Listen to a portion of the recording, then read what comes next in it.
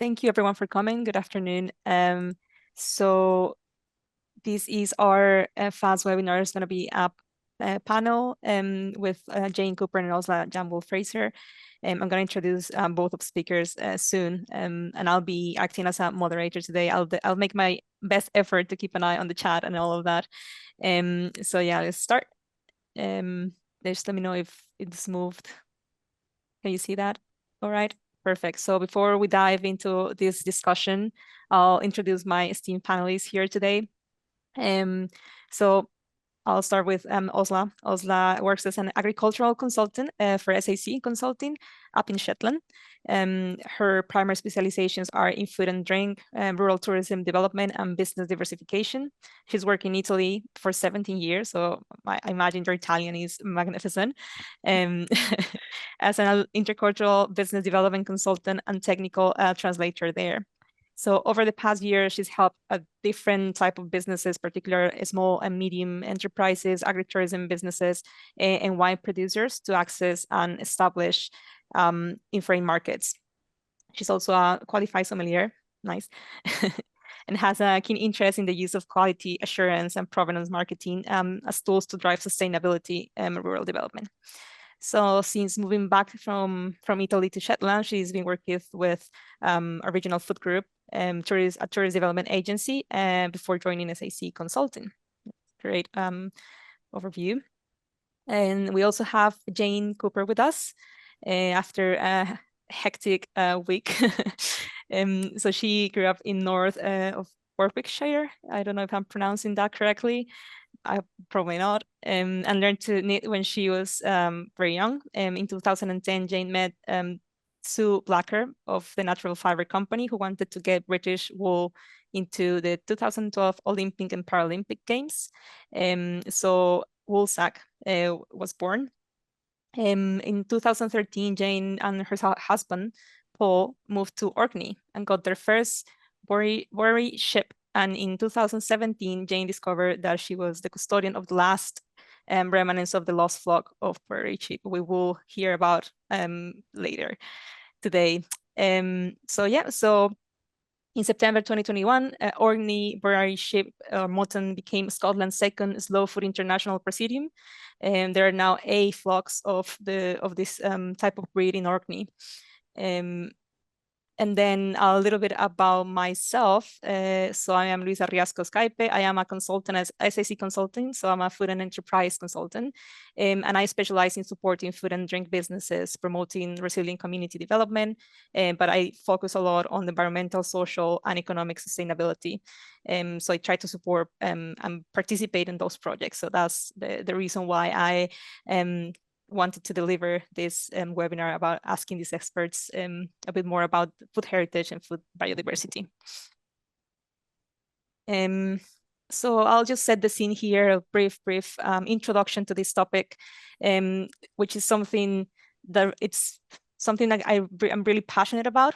Coming from Colombia, which is a huge biodiverse country in different terms, nature and animal-wise. So this is something that I really like and I really care about. So just this quote over here, about 70% of the world's food comes from only 12 plants and 5 animal species. Just 30 plants in the whole world provide 95% of the world calories. So those are staggering figures. And this is interesting, but it's also sometimes a bit concerning because we are depending on a few products and we're relying on them for our sustainability in all the different spheres that sustainability encompasses, whether it's economic, environmental, or social. So this lack in diversity in food sources is a risk for society, for health, ecosystems. Due to climate change, this makes it very vulnerable. And of course, it's also the farmers' livelihoods that depends on these different income streams, which could be affected if we only rely on a few of these species. But with these challenges, they also come opportunities. So opportunities to promote the use of different types of food, breeds, or crops. that perhaps are forgotten or have been forgotten for so long, but that could be our answer to many of our questions. So it also can help us improve in our diversity of diets, and also build a bit of a resilient community or more resilient community. So this is the scene or the background of why the importance of this webinar and sharing that knowledge with people that perhaps are interested in like different alternative crops or breeds.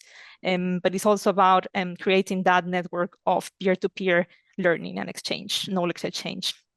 So without further ado, I'll give the floor to the next speaker. As I presented her before, this is Osla. Osla, the floor is yours. Super. Well, hello and welcome to everybody who's joined this call. It's a bit odd doing these webinars because we can't see or hear any of you, but I trust that you are there. Delighted to be able to have a wee bit of a chat to you about food biodiversity and the importance of it.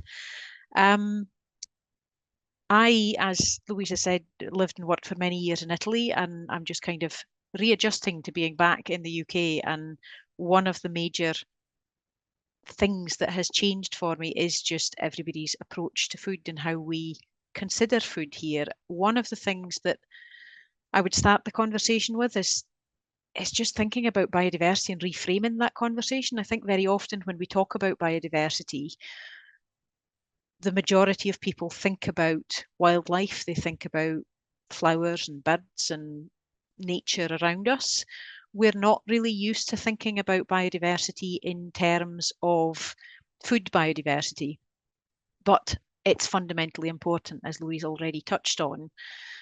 It's really important to think about food biodiversity in terms not just of the environment and the general genetic biodiversity of everything that surrounds us, but we need to think about it in terms of resilience, both community resilience and resilience in the face of climate change. As climate change becomes more and more of an evident problem for us in our day-to-day life, we're already seeing shortages of things that are perhaps not on your everyday shopping list, but there's certainly things that we're noticing. We've recently had the sort of world shortage of ginger.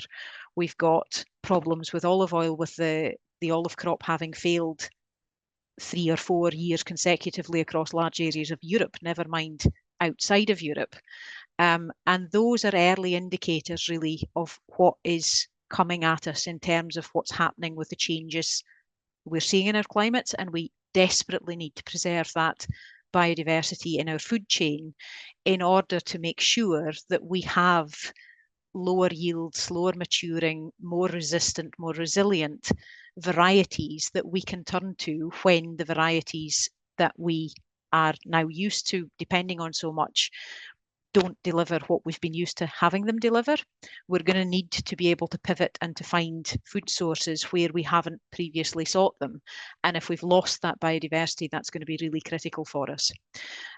We also need, as Louisa touched on, to think about it in terms of resilience joined up with every other sector of our lives, because heritage breeds and heritage varieties are not just important as food sources. Of course they're not. They're important in terms of the wool they produce and the crafts that are connected to that, straw crafts, the music, the language, the people that are connected to the land and to the waters that surround us.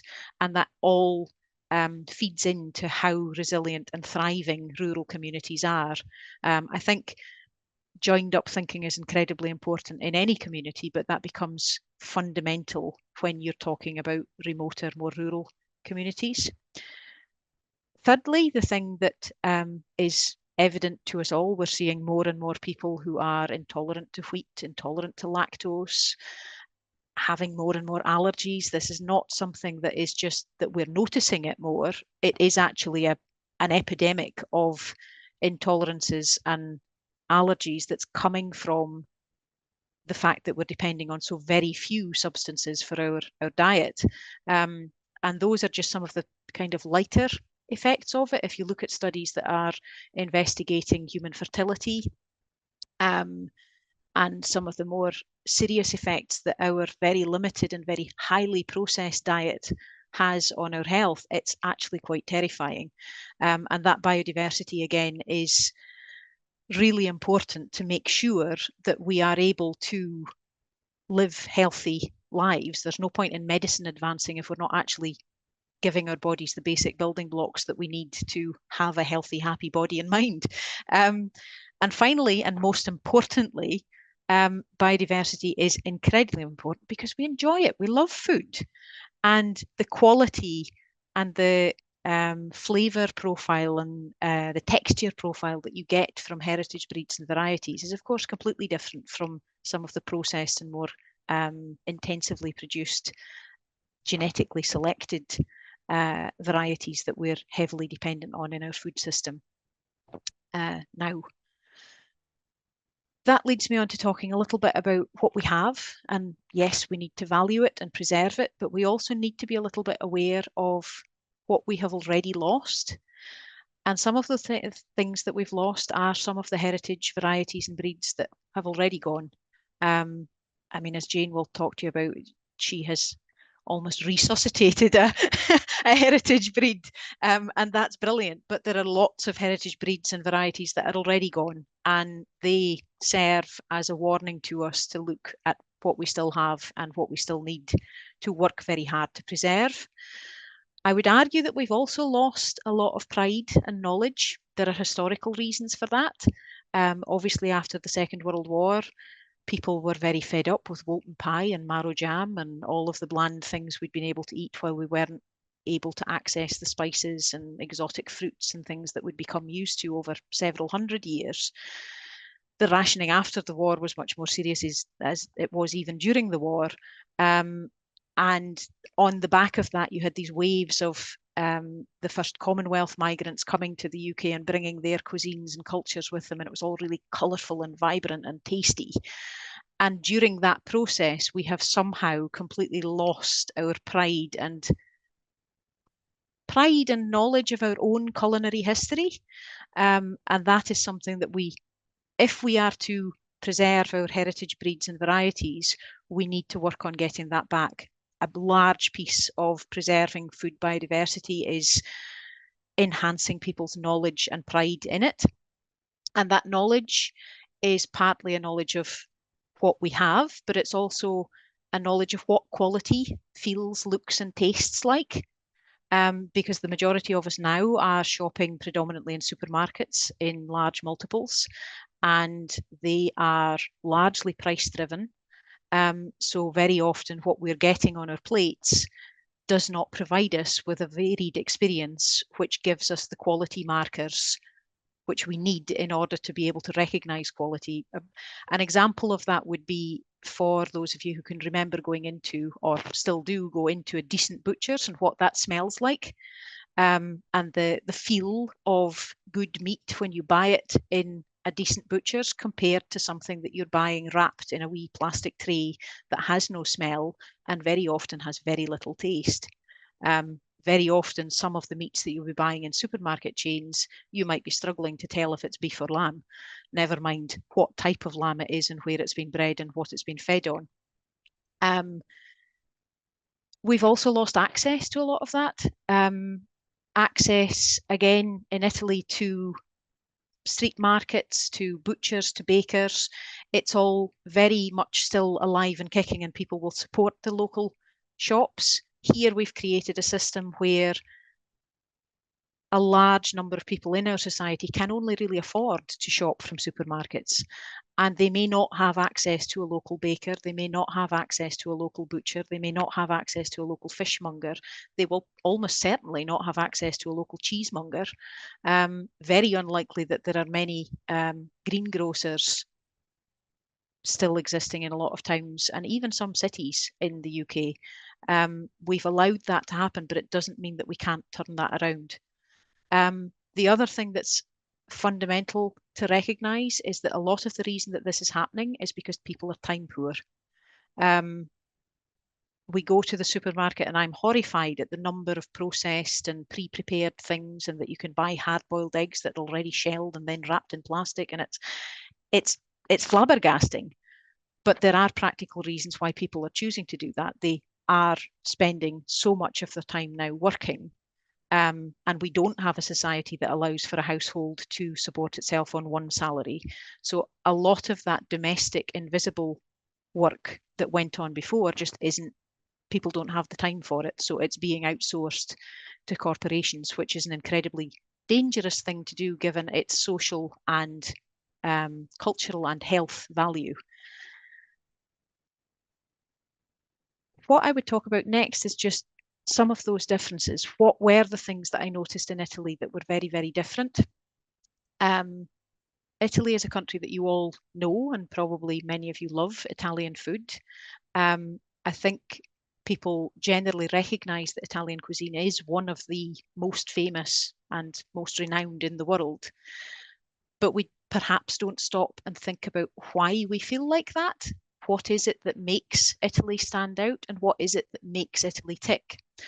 And I don't actually think it's about necessarily the quality of the food that they eat. It's about the culture that surrounds food, and the appreciation and the value that they place on fundamentally three things: quality, freshness, and seasonality. Those are the things that really make Italian food what it is. They take a very great pride in their regional, local cuisine. When they talk about Italian cuisine, they're almost always talking about the regional variation of Italian cuisine. There are very few things that are Italian in the sense that they are Italy-wide. They're all regional dishes that will be prepared and appreciated, perhaps in different areas of the country, but that come from one area of the country. They're very, very good at provenance storytelling. They're very, very good at taking a pride in what is local, traditional, and seasonal, and understanding why it is local, traditional, and seasonal. They connect their food to the climate and to the terroir that they are based in. They know what their land capability is. They know what their climate favours. You don't find wine producers in the south of Italy trying to produce excellent white wines. They will concentrate on red wines because they know that that's what their climate and their land will perform best with. They're passionate about it in terms of the social and relationship input it has. We'll hear more about the slow food movement from Jane.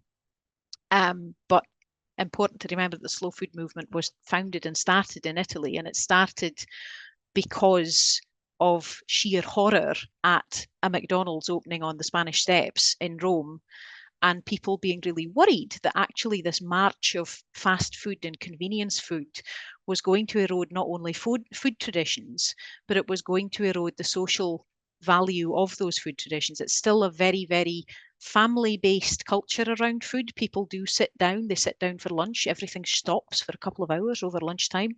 And I would hazard a guess that there are very few of us at this meeting today that can remember the last time that during the week you actually sat down and ate a cooked meal for lunch, rather than grabbing a sandwich or some sort of nonsense out of a plastic container. If you're lucky enough to be having lunch at home, maybe a bit of toast with cottage cheese on it or whatever. It's not considered in our current society as something that is worth organising your time around, where in Italy it really is, because they recognise that that is a lot of your downtime in the day is spent cooking, eating, and the time that you spend having conversation around meals. They believe that very, very fundamentally, and they will share. Very often, a lot of my Italian friends would make a fool of me for like getting a phone call from my mum, and she would ask me about the weather as the first thing that you talk about. Their similar stereotypical conversation is not about the weather. You don't talk about the weather because it's usually sunny and hot in August. You talk about food. If your mother phones you, the first question she will ask you in Italy is, have you eaten? When did you eat? What did you eat? Was it good? Who prepared it? And they'll have very long and in-depth conversations about food because they place great importance on it. They will also celebrate a lot of the little things. And by little things, I mean the things that we consider to be little until we actually take a step back and understand that those little things are what make up the quality of our life. They'll celebrate a good tomato. They'll celebrate the first fruit that you eat in season in any year. There's a tradition of, like, if you eat your first melon of the year, you make a wish on that fruit, because it's something that they feel is special and in the moment of being part of your passage through the year and part of something that marks time during the year and marks time also in your life and your experience. That leads them to also have a very strong culture of celebrating at a communal level. So if a town or a village is renowned for its onions or for its celery or for its mushrooms or its ham, they will have a local village festival at a time of the year when those things are traditionally eaten, and they will have a menu that's entirely based on that ingredient, and people will come from miles around to appreciate and celebrate that special particular quality of an ingredient or a food or a recipe that comes from that area. They know and recognize quality because they've spent their lives exploring it and learning about it. We tend to think of quality in the UK as something that will just manifest itself. If we pay more money, we will get better quality. And that often just isn't the case. Often we have all had the experience of buying something in the sort of Tesco's Finest or Co-op's Irresistible range, and you get it home and you think, oh, that's not so very brilliant. And we thought we were getting better quality because the label said it was better quality and because we paid a bit extra for it. But we're losing, by having our food constantly wrapped in plastic and packaged already for us, and losing that experience of feeling and touching and smelling our food before we buy it, we're actually losing our ability to recognize quality independently, and we're outsourcing that recognition of quality to branding and marketing officers rather than actually learning how to do it ourselves. We're also, again, because we're time poor, not seeking it out in the same way. In Italy, people will very much dedicate quite a lot of time to their shopping. They will shop in supermarkets, but the supermarket is not where you do your main shopping. The bulk of your shopping will be done from your local suppliers of fruit and veg shops, cheesemongers, fishmongers, butchers, bakers, and it will be done regularly. You don't buy bread for the week, you buy bread for the day, and somebody in the family will go out and get it, and it will be enjoyed and savoured in the same way as any other food will be. They appreciate it and they dedicate time to it and they dedicate energy to it to celebrate it. The other thing that's very important to them is authenticity of that. And this is the link that sometimes when we talk about provenance marketing, people lose sight of the authenticity, because we all understand that marketing is an important tool. And we have good examples of marketing brands Scotland wide. If you think about Scotch lamb, Scotch beef, they're good brands. What do they actually mean? I couldn't tell you, as an agricultural consultant, what it means for something to be Scotch beef. I know it's a quality assurance scheme and I know it talks about animal health and welfare standards, but it doesn't tell me anything about the taste and flavour and quality profile of that meat as typical and different from anything else.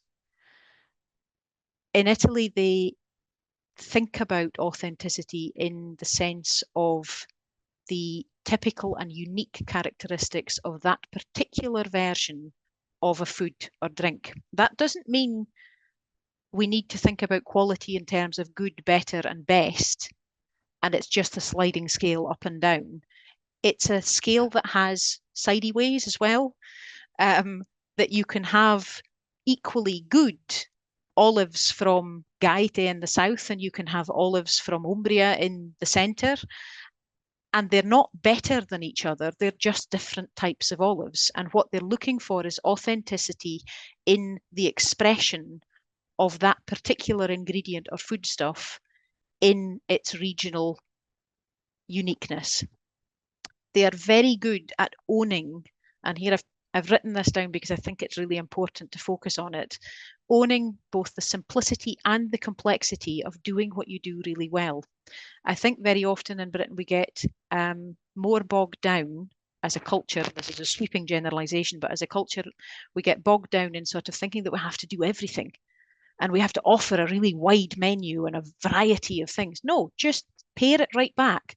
Do what you do one thing, but do it really well. Be proud of it and know its value, and be willing to share your passion and your geekiness around knowing and understanding so much about one specific thing. Don't be afraid to be a specialist.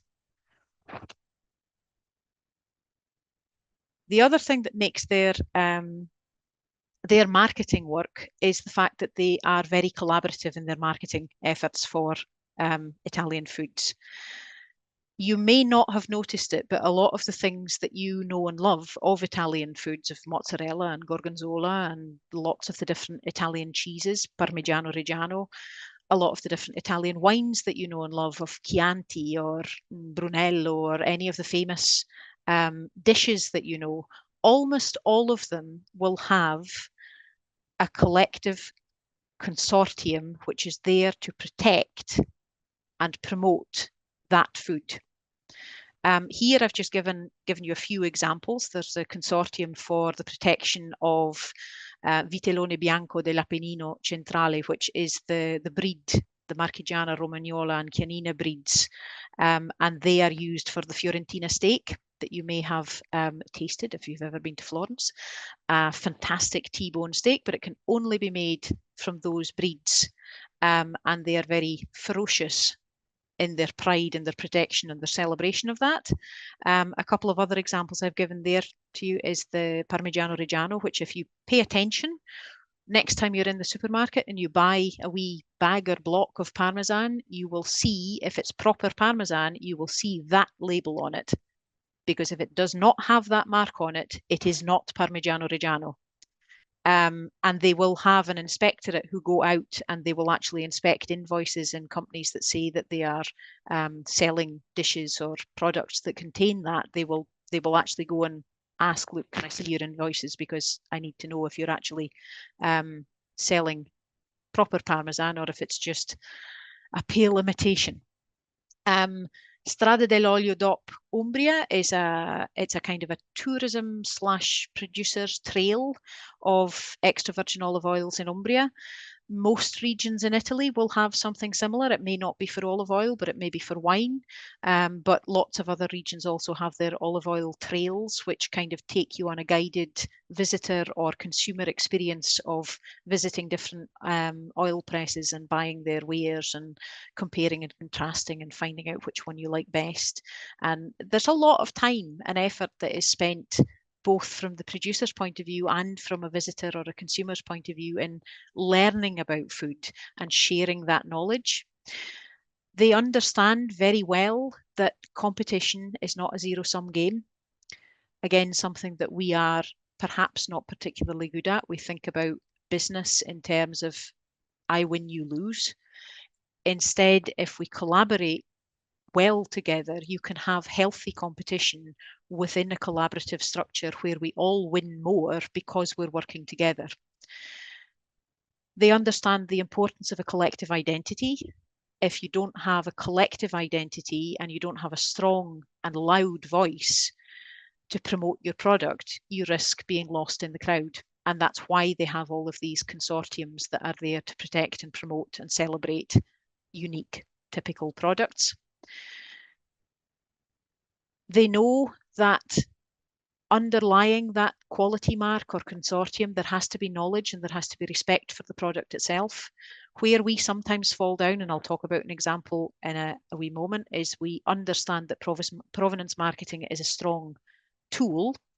We see the pound signs and we know that we can charge premium money for it, but we're not always very good at articulating what the actual quality mark is of that product. What are the criteria that make it a special product? How are we going to distinguish that product from any other quality product in the market? The other thing that's important to remember about this collective approach to it is it gives you power. It gives you power to market properly and power to protect something because you have a collective voice rather than a single voice. The quality marks and provenance certifications that Italy, Spain, France rely so heavily on are quality marks that are usually based on a provenance scheme. So they will be one of the three following types of scheme. They'll either be a protected denomination of origin, so a product that comes from a specific area. Most of you will know about the legislation that exists for champagne and it having to be produced in the Champagne region. Or it will be a protected geographic indication, which is again a geographical indicator that says, okay, this particular product can only be called this if it's produced in this well-defined geographical area. There's an ulterior level of traditional speciality guaranteed, which is DOCG in Italian, but it's a step further. It's a consortium who will not only guarantee that the product is produced in the specific terroir region that's marked out on the maps that they produce, and it's produced to the right production methodology and with the right raw materials and the right quality profile. They will also have taste testing to guarantee that the flavour profile and the quality profile match with what they would expect for that particular product. These are all quality marks, the ones that are on the screen of mozzarella di bufala di Campania and Gorgonzola and Parmigiano. These are all international quality marks that are run under the European Union's PDO certification scheme. Fortunately, it's one of the things that we have taken out of Europe with us. But even if you don't go down the route of having an official PDO, that doesn't preclude you having provenance marketing and having a strong and collective voice to market something that is regional. It also is important to just reiterate that often when we talk about quality, we tend to think about quality as a kind of a linear, here's poor quality, here's better quality, and here's top quality. Instead, we should stop thinking about quality as good, better, best, and think about it in terms of what the Italians would call tipicità, which means defining your quality in terms of what the typical characteristics are for that particular product. And that takes sitting down and actually talking it out, thinking about it.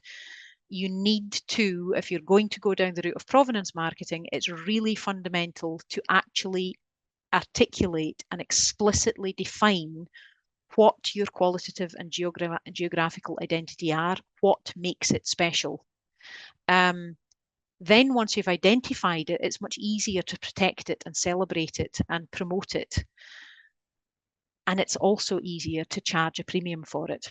Although it is also important to remember that premium prices can be charged for premium products. If you start charging premium prices for products that do not deliver consistently in terms of quality and taste profile, you will very quickly lose that premium market, because people who buy quality and seek it out understand it. And if you disappoint them, they will vote with their feet very quickly. Having a strong collective identity also facilitates consumer choices. If people don't know where you're at and they can't see you, they can't find you. So that collaborative model, again, facilitates people to be able to find you more easily. And it also, really importantly, facilitates access to funding and support. If you have a collective quality mark, you're much more likely to be able to access Highlands and Islands enterprise support, Enterprise Scotland, the Food Tech Hub. All of these different support mechanisms that are there are much easier to access if you have a kind of collective structure to what you're trying to sell. To give you a concrete example of what can happen when this really works, I've taken the example of Sagrantino di Montefalco, which is one of the wines which was produced near my home in Umbria. It's a DOCG, so a typical speciality guaranteed, and it's produced under the protective consortium called the Consorzio Tutela di Sagrantino di Montefalco. It's an ancient variety, grape variety. One of the, Italy's quite unique in having quite a lot of indigenous grape varieties still on the go after a lot of wine varieties were lost when Phylloxera became a problem for wine producers. So Sagrantino is quite a particular grape. It's a very difficult grape to produce. It's a very low yield grape. And traditionally, Italy produced a lot of wine, but perhaps not very good quality wine.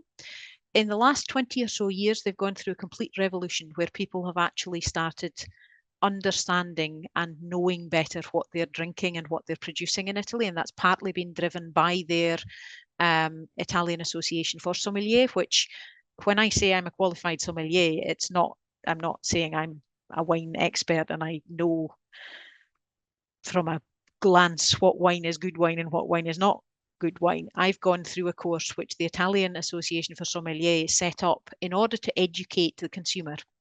And it's a really nice model where by educating the consumer, they've educated more than 30,000 sommeliers in the past 15 years, which is quite a staggering number when you stop and break that down. And their aim is not to create an army of professionals who are going to work in the wine sector. It's also that, but their primary aim is to have a consumer base who understand and know what they are drinking and can identify and pay for quality when they find it. Montefalco has an area that is no bigger than the size of perhaps Wick, the town.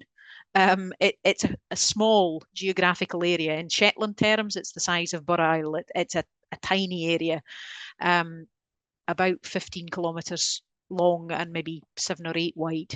And to produce Sagrantino di Montefalco, you must be within those geographic confines. The consortium was founded in 2009. Since then, just a few statistics for you. The vineyard area has gone from being 122 hectares to 650 hectares, most of them producing much better quality grapes than they were before. They've got 30 new producers in the area. They've gone from producing just over 500,000 bottles to producing 1.5 million bottles a year. And the turnover annually from that is 86 million just in wine. When you add into that the calculation of what that means for that area in terms of increased tourism footfall, increased hospitality industry, the total figure of increased revenue is quite phenomenal. They've seen a 3% increase in total employment rates within the area, a 36% increase in economic activity within that area, and a 17% increase in visitor numbers. And that is all entirely locally based development. If we think about that in the context of rural communities that we know and live in Scotland, it's clear that this is a tool that when it's used properly, it can be revolutionary for rural communities because it allows people to live and work and live well and enjoy a good quality of life in the place that they love. And I can't see why we're not using it more. To give you perhaps an example of not such a good use of PDOs, we do actually have a PDO for Shetland lamb, but it was originally drawn up to be a PDO specifically for Shetland lamb. And because PDOs are generally focused on qualification criteria, production methodology, it's quite important the linguistics and words and terminology that are used. And so lamb, technically speaking, though much of what you buy in the supermarket is labelled as lamb and clearly is not lamb because it's much larger than that as an animal, Shetland lamb, if it's sold under that PDO, must be an animal under 1 year old. There is no self-respecting Shetlander who would ever eat Shetland lamb that is under 1 year old. You would have a Shetland lamb on the hill over the winter. You would be killing an 18-month to 2 year old, possibly even slightly older than that, hogget. So we have this PDO, but it's of little use to us because we don't actually believe in it. And it doesn't reflect a product that we would eat and be proud to give to visitors. And that is why it doesn't work.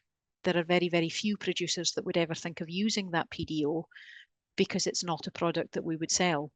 And that is just a tiny example to underline for you the importance of using provenance marketing only when you have something that is authentic to tell the story of and actually articulating what you are trying to sell. I think if going back in time at the roundtable discussions that were held for the Shetland Lamb PDO, if they'd had a sensible conversation about what you actually eat and enjoy and what you think Shetland Lamb is, they would have perhaps gone for a Shetland Hogget PDO than a Shetland Lamb PDO.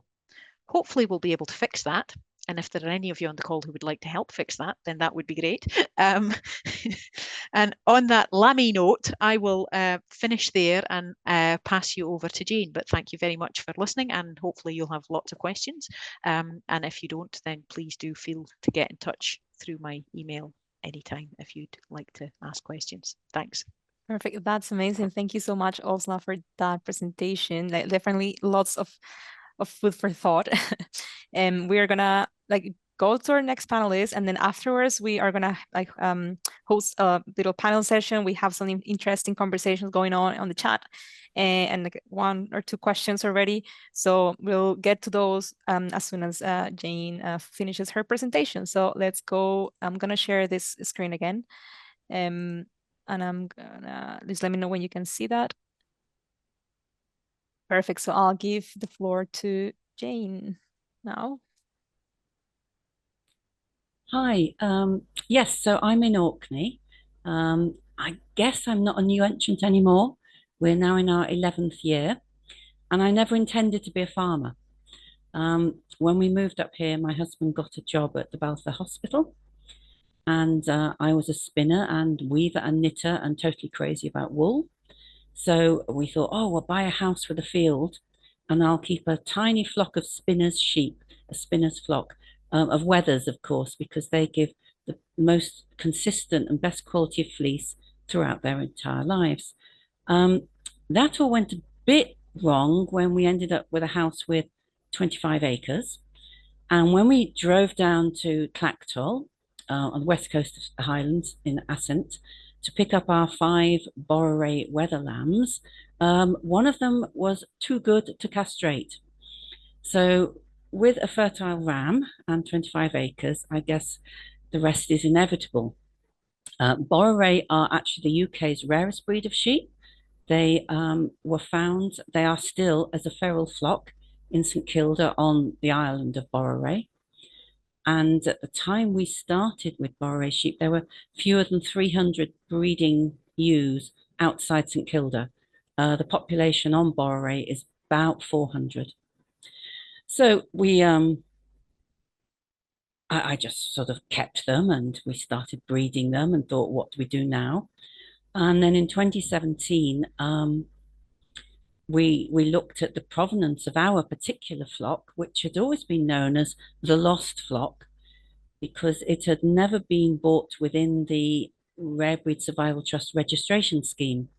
The first Boreray sheep were registered in 1981, but ours had always been in the Highlands when they were taken off St Kilda in the 1970s, and they just never bought within the registration scheme. So they'd been kept totally unique. There was no inbreeding at all, crossbreeding between registered and lost flock sheep. And in 2017, the Rare Breed Survival Trust officer came and visited us along with Boreray experts, looked at all the records we had from the people who had kept our flock for so many years and the records we'd kept. And it was decided they should go on there, they should be registered on a supplementary register, because the thought even then was that they were a little bit different to ordinary Boreray sheep.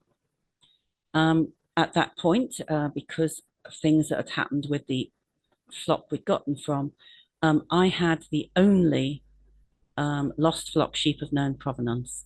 So I immediately, I mean, this was a terrible position to be in. You know, what if disease had struck the flock? Immediately got a flock started on another of Orkney's islands with a friend. And we started producing mutton. They are a slow-growing breed.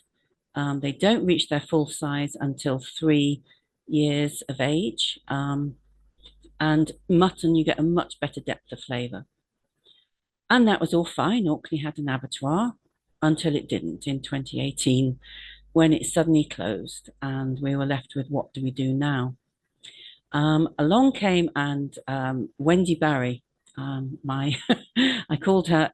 I wrote a book about the sheep called The Lost Flock that was published last year, and in it I call Wendy my fairy godmother.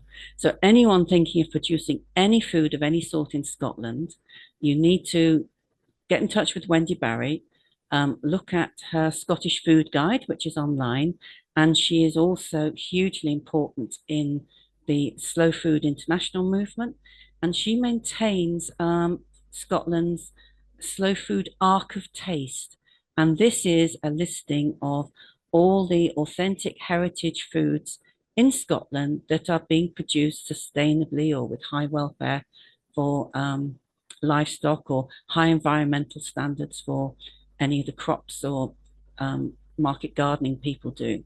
And those are invaluable resources for anyone in Scotland producing food. And I guess the ultimate of it is to be a slow food Presidium product. And this happened in 2021 when numbers were growing. We'd found that we could just about continue to make a profit by taking our sheep to Dingwall Abattoir, which is a ferry ride from Orkney's mainland, plus a 110-mile journey. We produce wool, we produce bark tan skins. We have someone who makes horn products. We're about to work with someone using abdominal fat, which is a waste product, and they are going to be making soap from it. So we are looking sustainably at using as much of the sheep as possible. And at that point, either I started renting more land and hiring people to help, or we did what ethically, I thought it was the right thing to do. We started spreading the word that other farmers in Orkney who were interested in agroecological farming or nature-friendly farming in its various forms, who were interested in welfare well above and beyond legal standards, and who had a passion for sheep, and who liked sheep with individual personalities, that, would they like to get in touch? And following that, we had 3 flocks starting in 2021, and we're now up to 8 flocks. We work as a very loose collective. We call ourselves the Orkney Boreray Community. And following it on from what Osla said, that sense of identity. So we don't just produce Boreray mutton, we produce Orkney Boreray. We have a website, orkneyboreray.com, which tells our story and gives links to all our various products. And we also include within our community the people we work with. So we work with Jock Gibson at Macbeth's in Forres. We've just taken on a new butcher, so we're about to hit the English markets for our mutton, and the crafts people and the weavers and the various other people we work with. And we all work together on a sense of trust and fair trade. So yes, we were over the moon when we became a Presidium product. There are only 5 in the whole of UK, and Scotland has 2. So this was big news for us. As you can see from the photographs, well, no, actually the photographs don't show it. The sheep are small. The rams are 50 kilos, wethers in the 40s if we're lucky, and the ewes are about 35 kilos. Being mutton, we can not just use wethers that are 2 years plus, and increasingly now numbers have gone up and we can select the best females for breeding. We can send the least good females down, but ewes that have come to the end of their working life as working ewes, we give them a good retirement. They get at least a year hanging around, chilling out, grazing well, fattening up, and then they, even at 10 years old, they make the most superb mutton. So it's a very economical breed, very, very low input breed to keep. It works incredibly well with whatever form of agroecological farming people are doing. Almost all of them respect electric fencing, because I do tall grass regenerative grazing. I have one who doesn't. She's on the mutton list. She'll go down next year when she's 2. It's as simple as that. but it's the fact that we work together as a community. We've established the breed. I have to say, writing a book, which wasn't my idea, my editor heard me talking at one of the online events during COVID and approached me and said, have you ever thought of writing a book? So there is a fantastic story and history behind the sheep. I discovered a genetic study that shows that they are actually, to all intents and purposes, the thought to be extinct sheep of the highlands from before the Highland clearances. Sheep that were incredibly important in the history of the Highlands. It's called Scottish Dunface or Scottish Tanface, thought to be extinct, but some of them were put onto Boreray in the 17th century and forgotten about. It was forgotten what they were. And a genetic study shows that these are almost entirely pure Dunface, which is fantastic for Scotland because it is Scotland's heritage sheep. So we really do focus on that story, the story of the history of the sheep. We're bringing St Kilda, which is of great importance, interest to lots of people. Orkney, of course, a big tourism destination. Scotland's history, the modern concepts of sustainability and high welfare. But none of that would work if we didn't have the incredible good fortune that the meat is absolutely superb. And that is sheer luck. There was a study done in 2017 where they did a blind taste testing of mutton from Scotland's native breeds, and I supplied the Boreray. And it was an incredibly detailed study done as part of a PhD. It is available for anyone to see. We're actually hosting it on the Orkney Boreray website. And when you look at the detailed information about flavors and textures and succulence between all the different breeds, you realize how incredibly different they are. We have the breed has a very high meat to bone ratio. When presented with carcasses from all of Scotland's primitive breeds of sheep, because this is a breed that has not changed very much in the 6,000 years since they were first brought into Scotland with Neolithic farmers. So they are known as primitive sheep.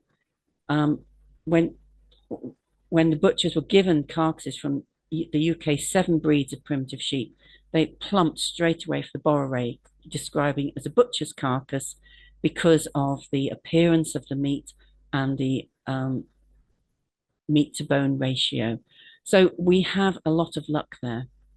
We can only make it pay given our incredibly awful transport costs, and we insist on taking them down ourselves for welfare reasons and for meat quality reasons, because stressed sheep do not give good meat. It's expensive. So by doing the tanned sheepskins and the wool, especially now, we've learnt how to process a double-coated fleece or have it processed to make it more attractive to buyers. And about 70% of the wool products I sell actually go to America. So I'm an exporter. I'm very proud of that. I'm contributing to Scotland's economy. But yes, you need to know you need to select the breed. If it's sheep, you need to select very carefully the breed you're going to use. Will it work in your environment? Can it be a very low input breed? Because looking at where farming's going nowadays and looking at nature-friendly farming, increasing biodiversity, you want a breed that will sit lightly in the land and will survive and thrive with minimal input. They're a great crofter sheep for part-time farmers because they lamb themselves out in the field and they don't want to be disturbed. Thank you very much.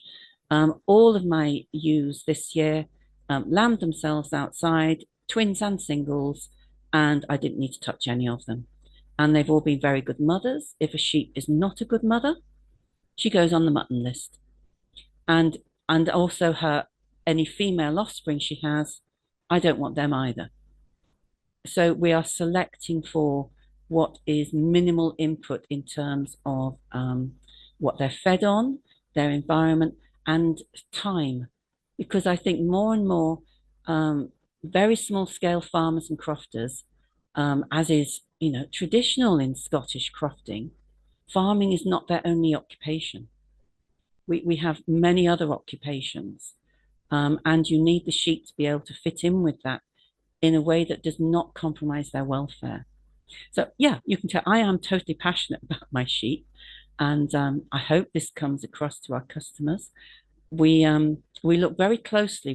We work with the butchers. We're asking who is buying it all the time, and it is we have a very high number of repeat customers, and that shows us that what they got from the product, from the mutton, met their expectations, if not exceeded them. And I think that is so important. What we haven't been able to do is create a PDO for them, because we don't have an abattoir in Orkney, and that's part of the criteria. That is of some concern, because someone outside our community who doesn't have lost flock sheep in Orkney has actually imported some Borerays into Orkney that are not the lost flock, that are not what has now been recognised by the Rare Breed Survival Trust to absolutely be a separate line, a unique line within Boreray sheep. And we are very fearful she might start calling her mutton or whatever she produces Orkney Boreray.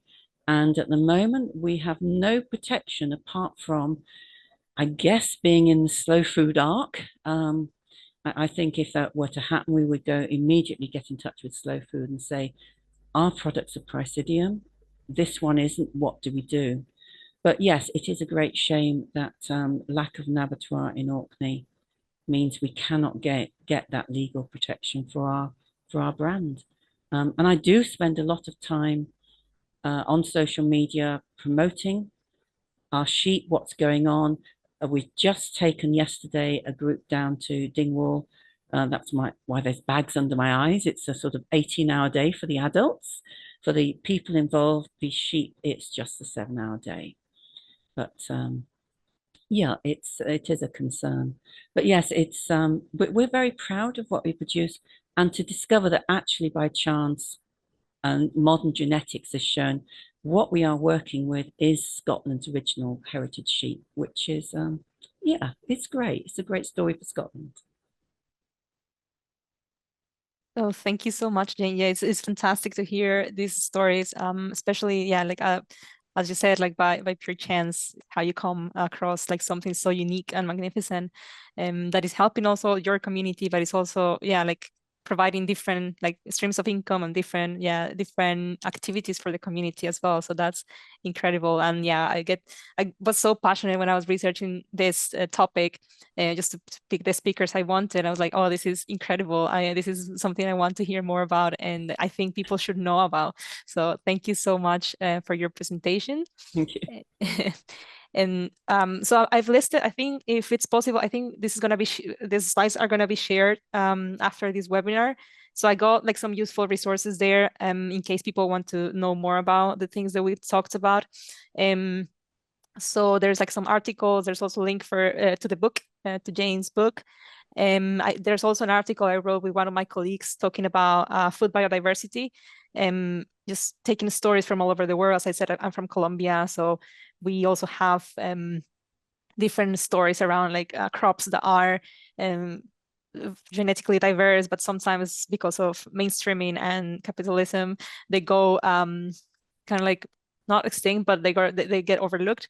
And then we have also an interview or a case study with Wendy Barry there as well. I got her book, her recipe book, and it's amazing.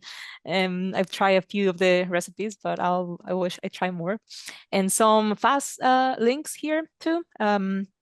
So yeah, so that's gonna be there for people to look more. But there's also our emails that I'm going to share as well. You can get in touch with them if you have any other questions.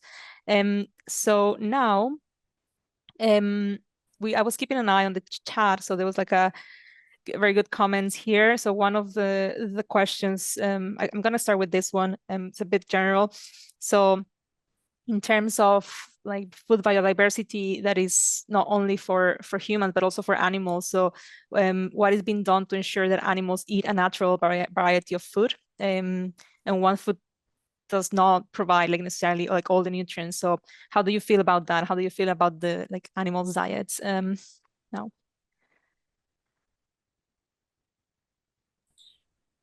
Do any of you that want to answer Well, the question? our one thing that might surprise people, and I don't think it's just Boreray sheep, I don't think it's just primitive sheep, is that sheep actually love browsing.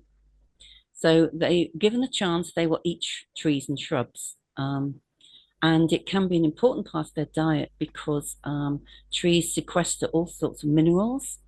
And it's found that if you feed willow to lambs, it was a recent study, I think over the winter, that was published, you can actually provide them with enough cobalt that you don't have to use a bolus. So willow is one of the things that does grow in the Northern Isles. So yes, we're certainly planting a lot more willow, and we'll be coppicing it so we can feed them the branches. If we let the sheep in amongst the trees, they will go gobble, gobble, gobble. If the tree's got a sort of a trunk with a diameter of about 2 to 3 inches, it's safe. They won't nibble the bark, and anything above reaching height is safe. But yes, and we do focus very heavily on species-rich pasture, which gives an incredible diversity of diet. And the sheep have favorites. They love cow parsley. They're actually used in some parts of the UK to keep giant hogweed down because they can safely eat giant hogweed, which is very dangerous for people to even touch. And it doesn't affect them at all. And they can get where machinery can't get to try and remove the giant hogweed. So yes, do think in terms of all sorts of plants for your sheep. And there is evidence that they will self-medicate. This was done a study in Australia, and they will select plants, tannins in trees for browsing, or tannins in certain deep-rooted plants will help if they've got intestinal worms. So yes, we want. I feel very sorry for sheep kept on permanent ryegrass. How boring! Would we like to eat porridge day in, day out? No, let's give our sheep some happiness and give them a varied diet. Definitely, like as the comment said, like we humans want a variety in our diet, so why not our animals too, you know? I think also I would add to that I mean, of course it's important that animals get a varied diet and they get a good quality of life, but from a purely selfish point of view, the flavors that you get from what you eat are because of what the animal is eating or because of how it's produced. From vegetables and fruits as well, it's because of the land that they're grown in. I mean, wine is an incredible expression of that you get what are called primary, secondary, and tertiary flavors. The primary flavors are the grape variety. The secondary flavors come from the terroir that they're in. They come from the soil, the air, the exposure to the sun. And then you get your tertiary flavors that come from how it's treated. Animals are no different. They will eat and express the climate and the area that they have been produced in. And that again is something that in our rush for convenience and cheap food, we have lost. And we've lost our knowledge of that. And it's also one of the things that's quite often written into PDOs.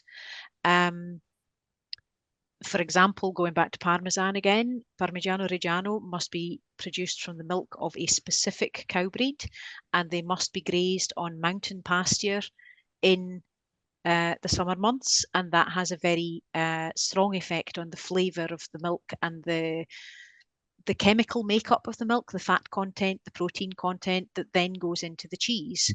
I think very often when we're so used to buying products packaged from a shelf and not actually thinking about the vast amount of culture and knowledge and chemistry that goes into the makeup of what you're buying and what you're eating. On a more basic level, even if you just think about something as simple as an egg, there's quite a lot of research out there which shows us very definitely that battery produced eggs are a completely different thing from a free range egg. The qualities are different. We're taught to consider eggs as something that's bad for us because they've got high cholesterol.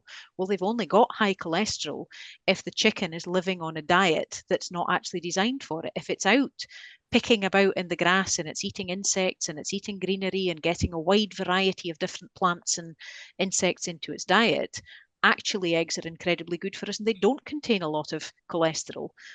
But there was one of the other comments in the chat about the push of big corporations and the post-war push to make us eat more cereals because they were cheap and fast to produce.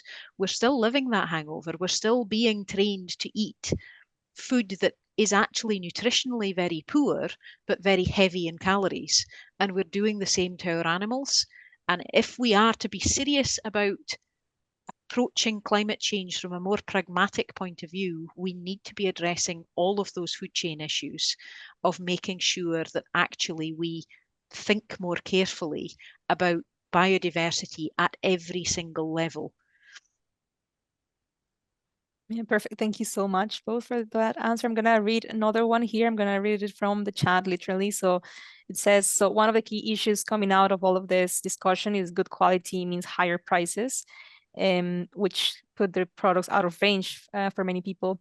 So how do we get around this? How do we encourage people to care more about what they are eating and afford to eat well? I think there are two issues there. The first one is values.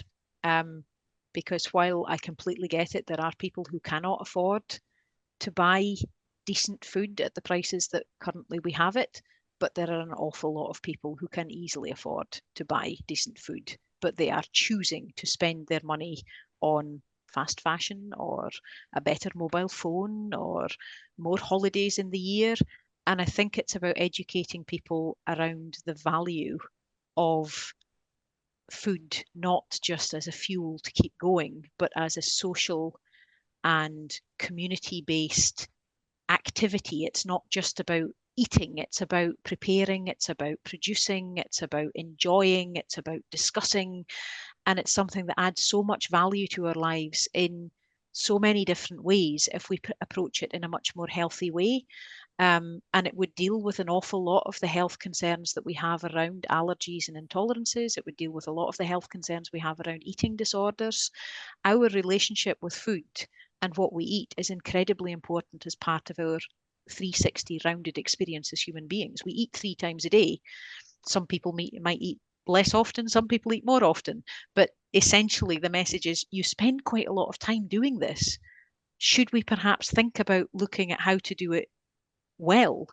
The other issue that comes out is, yes, we do have a lot of people who are, and more so these years than for a long time previous, we've got more and more people living in poverty. We've got more and more people living in work poverty.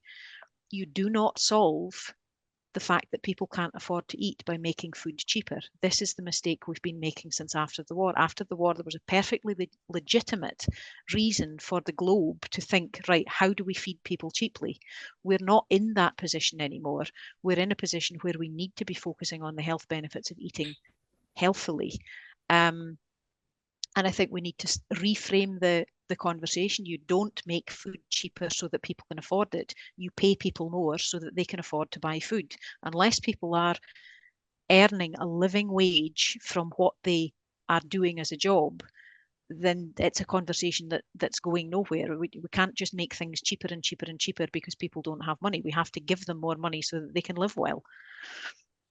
I think there's also a side to it is knowledge of how to cook no longer exists in many communities. And the only way we can get around this is, I think, through schools. I mean, home economics used to be a derided subject to be taught in schools. Perhaps it needs to have a name change. I don't know, but it should be in every school, because you cannot live a healthy life, a long life where you're healthy for as much of your life as possible, if you don't know how to feed yourself properly. And we now have 2, 3, 4 generations who've never done it, who just go to the supermarket and buy the processed stuff, or if they rely on food banks, what the food banks can offer, because it's got to have a very, very long shelf life, nothing refrigerated. It's very limited and is mostly ultra processed foods. So we've got to look at teaching people how to cook, rediscovering. Well, now we already know our regional food varieties. I've got a wonderful book on cooking in Shetland. I've got another book, it's more than one, on cooking in Orkney, and there are differences. From when we lived in the north of England for 25 years. I've got books on Northumbrian cooking, and it's regional, it's different. So we should be, doing what happened in Italy and celebrating this. And also, if you can cook, you can use cheaper ingredients, and you can make nourishing, delicious, tasty meals, which is what I had to do with my family for a period of years when we were on a very low income with a mortgage rate that had gone through the ceiling. And I had the skills from my mother and my grandmother to go to a butcher. I was able to get to a good butcher, cycle to him by offal. Beef heart. Oh my goodness. Beef heart. You cut it up. It's like the most wonderful steak ever. Makes fantastic casseroles. And at the time, I could buy a beef heart for 50p. This is going back a few years. But offal and the cheaper cuts of meat. A slow cooker. You can do fantastic things with cheap cuts of meat. So these are skills we need to be reintroducing back into our communities. Fortunately, I don't think it's that difficult to reintroduce them. I see a question has popped up about education on the chat as well. I think we need to be careful when we talk about education, that we don't frame it as young people need to learn this. People need to learn this. Everybody needs these skills. And we also need to look at our culture around food in terms of how the media and television programs and how we talk about food in our day-to-day lives. I think another difference that I've really, really noticed since I came back to the UK is that a lot of our British food culture is centered around what I do to the food, rather than focusing on what ingredients I have and where they've come from and how they've been produced. If you watch any of the cookery programs, 90% of them are about celebrity chefs and their amazing skills and adding their own personal twists. I cannot tell you how angry Italy is with Jamie Oliver. Stop buggering about with Italian recipes. Just make the damn thing how it's supposed to be made. And the reason why they can have such simple recipes is because the ingredients are of excellent quality. They're not expensive, they're excellent. I think that education piece, and I think again the Italian focus on changing their wine production through educating the people drinking the wine, is a really good example. Obviously, that's not happening in schools, thankfully. That's not where we need it. But it's about allowing people opportunities to get that education in fun and experimental ways. Most people are actually really willing to try different things if you present it in the right way to them and you give it to them as an opportunity rather as an educational thing that they have to do. It's a lot about how we promote it and seeing it as a celebration rather than a chore. There's much that can be done through just people getting together and celebrating good food and eating it and enjoying it together and then wanting to share it with others. And I mean, again, Jane's comment about being able to buy offal, a lot of that is putting pressure on regulatory bodies as well. At the moment, we are not allowed to buy a lot of different types of offal, which in other countries are celebrated and still eaten. We can't even buy bloody raw milk in Scotland. That's done away with a lot of our cheese industry because raw milk cheeses are the ones that have more flavour. They have the best good bacteria in them. What on earth are we doing? We're risk assessing ourselves up our own backsides and throwing the baby out with the bathwater.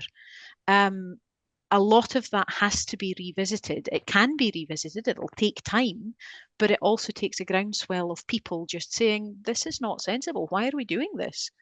A good example of that is in Rome, there's a fantastic restaurant called Il Quinto Quarto, which means just the fifth quarter. And it's a really high-end restaurant in the centre of Rome's historical sort of forum area. And it serves entirely a menu based on offal. So you'll get nervetti and you'll get intestines and you'll get sheep's tongue and cow tongue and all of the intestines and guts and lights and lungs and hearts, and all of that is what their menu focuses on. And it's a fantastic experience. Yet it is not one that we could have in this country now because of the regulations that we've put in place for safety. I think that's a good point that we touch on. I mean, education, but also, as I said, like at the beginning of this webinar, is about knowledge. So there's a huge, I think, disconnect, right, between the consumers, but also the people that sometimes like make the laws. Because as you said, with the Shetland PDO example, like people don't know what is like Shetland lamb or mutton. So people are not encouraged to use that PDO because it's not based on what is like practical and what happens in real life. So I think Sorry, that, Louisa, to interrupt. It's not just it's not really that people don't know. It's because I think if you asked any Shetlander who puts their own hugget in the freezer, they very much know what Shetland lamb is, yeah, and they exactly. know what it means, but they haven't articulated it to themselves. Right. And Yeah. if you haven't gone through that mental process of actually pinning it down and saying, well, I know I like it, but what is it that makes it special? Then you can't communicate that to other people. And that is essentially what marketing is. Yeah, it's also like how you transmit knowledge or like share the knowledge between like one group of people to other, and between that group of people to the community as well. So I think, yeah, like having that access, but also being able to communicate that knowledge is quite essential. I think I've got another question here. So yeah, so we're talking about community and community involvement a lot. So how does that play a role in like preserving this food biodiversity, like from your both of your perspectives? What role does community engagement play in preserving and promoting remarkable like breeds, crops, but also in like establishing those uniqueness or quality criteria or seal of food in general? I think resources on the internet can play a part in this. I mean, to go back to this very important mutton, Scottish native breeds mutton tasting, we could have chosen, and this was with the full permission of the author of the research, we could have chosen just to put the characteristics of Boreray on the website. The website's about Boreray sheep. But we didn't, because we felt it was an important resource for anyone producing mutton from any of these breeds, that they can they can say to their customers, look, you can find out what you're likely to be tasting when you try it for the first time. It's a resource for Scotland. And as I say, we've the batch of sheep that was slaughtered this morning, we took them down yesterday, that they are going straight to an English wholesale butcher, and are going to be ending up in some of London's finest restaurants and butcher shops. So yes, the internet is a fantastic resource. There's the Much Ado About Mutton website, and I would go away and Google Scotland's Ark of Taste, and you'll be drooling by the time you've finished reading about the fantastic regional foods that Scotland produces. It's amazing. I mean, Scotland the Bread, they just had their AGM, working with heritage grains that are being farmed in a sustainable way. So yeah, to really hook into, we're using modern resources to look back at tradition and to keep tradition alive. I think there are several things at play when we talk about community, because obviously your example, Jane, of the Boreray community is a really good example of people who geographically are in the same place and you come together. And that's a lot of what the PDOs that I've been talking about are based on, is that geographical sense of belonging and sense of terroir and the expression of the climate and the land and the soil and the air in the food. But there's also then community in terms of just engaging with like-minded people and beginning conversations like this one, beginning conversations with people like Wendy Barry, people who are advocates for slow food, for the importance of food in our lives, and for how many other aspects of our lives can be encompassed in that conversation around food. And we can do that in so many different ways. It can be as simple as actually making a conscious choice to not have your mobile phone at the dinner table and to focus on actually talking about the food that you're sitting down and eating with family or friends. Or it can be something much more much more knowledge exchange based in the sense of an intentional action, like coming to this webinar and talking to other like-minded people, going to a conference, hooking into resources that are on the internet. All of those things are actually community activities. It's just slightly different kinds of community. Perfect. That is great. Thank you both for your answers. I think I don't have any other coming through, but let's say, yeah, so if you could summarize this discussion in a few sentences, what would those sentences be? What would, that message be for you? Wow, that's a bit difficult. We've covered so many different topics. Yeah.